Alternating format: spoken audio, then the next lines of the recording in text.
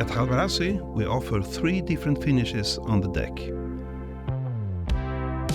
It's white gelcoat that has anti-slip.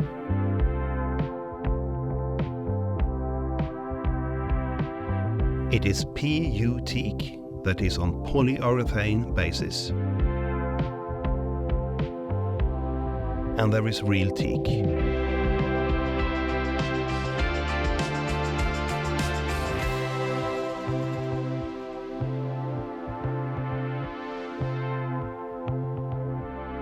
As you can see, the PU Teak, which is based on polyurethane, has the looks and the feels of normal teak.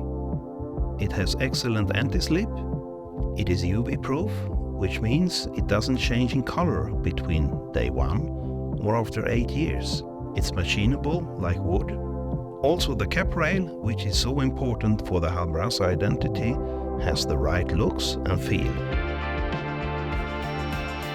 There is nothing right or wrong here, it's up to your personal preference what you choose.